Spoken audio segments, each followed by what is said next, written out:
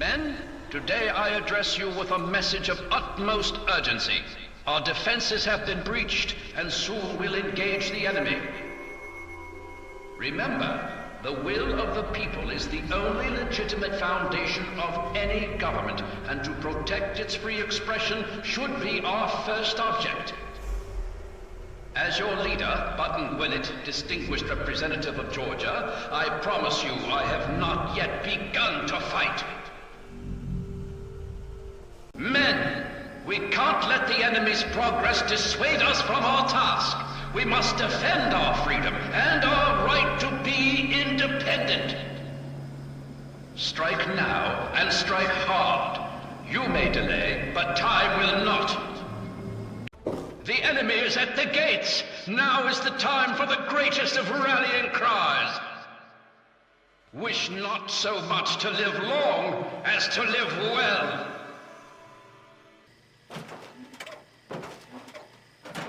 You've breached our defenses, evaded our best soldiers, and you've raided my home. But I have not yet begun to fight. I cannot allow you to steal our freedom. The Declaration must remain here. It is our symbol of hope, the one thing that cries out, we are a free nation. Then my reputation precedes me. Good. That should make you well aware that I am not to be trifled with, and that my loyalty to the states is legendary. I know your fighting prowess far exceeds my own, but I will still duel you to the death if I must. What will it be, then? Rapiers? Pistols at dawn? Out with it! This is no mere document, madam. This is the doctrine laid down by my fellow members of the Second Continental Congress. It absolves us of the tyranny of King George III of Great Britain. It is, perhaps, the greatest symbol of this free nation. Petty lies and deceit may be the way of Great Britain's crown, but I will not succumb to such tomfoolery. Since it appears you wish to resolve this without bloodshed, may I suggest you stand down and surrender? I can promise that you will be treated well, in a manner accustomed to any member of the Royal Army. Please explain, but I warn you, I am well versed on the tactics of the underhanded redcoat spy. You do well to remember that.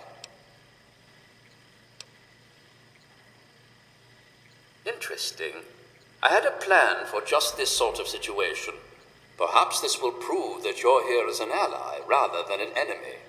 We create a forgery of the Declaration and send it off to Great Britain. It might be just the delay we need to get the document out of here safely.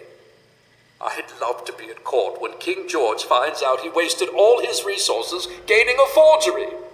We have to be cautious, though. The British scholars would recognize a poor duplicate almost immediately.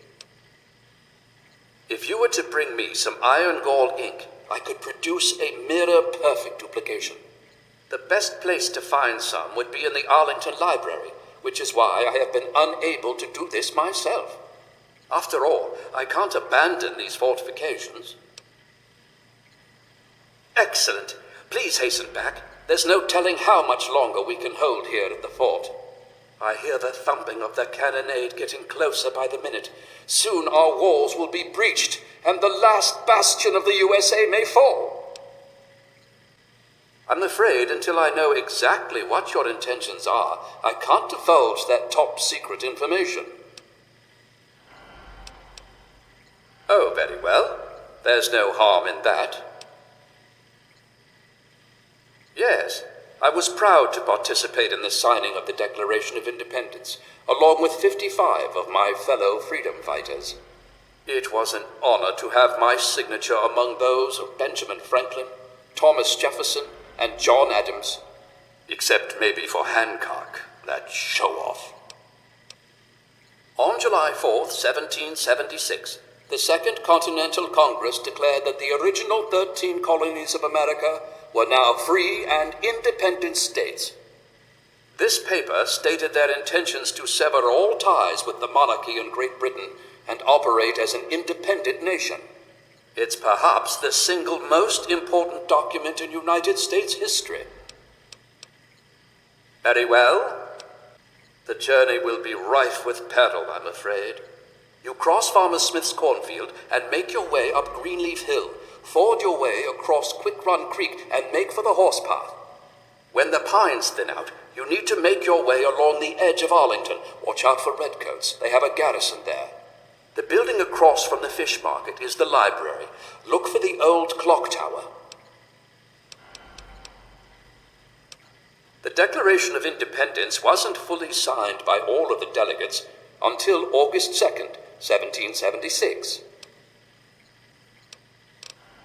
Give me liberty, or give me death.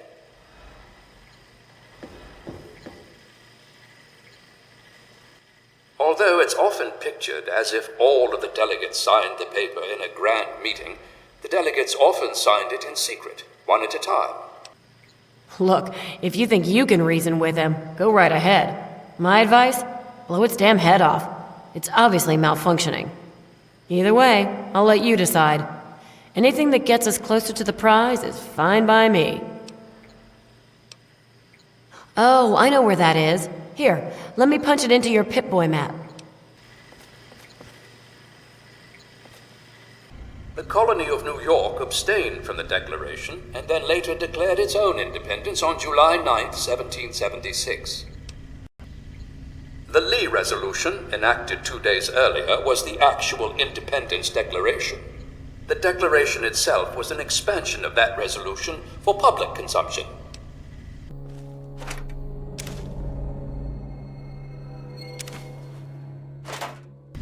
Saints alive!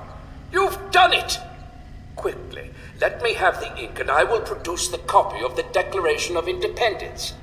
Here you are, a perfect copy. That should give old George something to think about. What are the next orders from the Congress? It will be done. The only way to get the Declaration now would be to pry it from my cold, dead fingers. It's been an honor meeting you. I can see you are indeed a patriot among men. Now go. You'll have no further trouble from my men. Godspeed.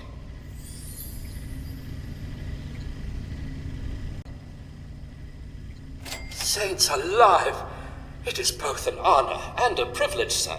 I was hoping this day would arrive. I hope these fortifications are up to your high standards, sir.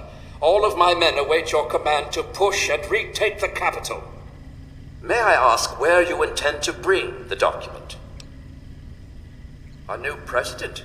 So the stars and stripes truly are forever. All hail the red, white, and blue. Does this mean the war is over? Have we won? It's over? Amen to that. Then I suppose my posting here at the fort is complete. I think you said it best when you said, we in America do not have government by the majority. We have government by the majority who participate. It has been both an honor and a privilege to serve in the Army of the United States. What are your final orders? Coming from you, that means all the world to me. It's been an honor and a privilege to serve my country. It's time for me to take a long-needed rest. I think you'll find that the rest of my men are long due for the same. I hereby relinquish command and control of this fortification to you. Good luck to you, Mr. Jefferson, and give Sally my regards.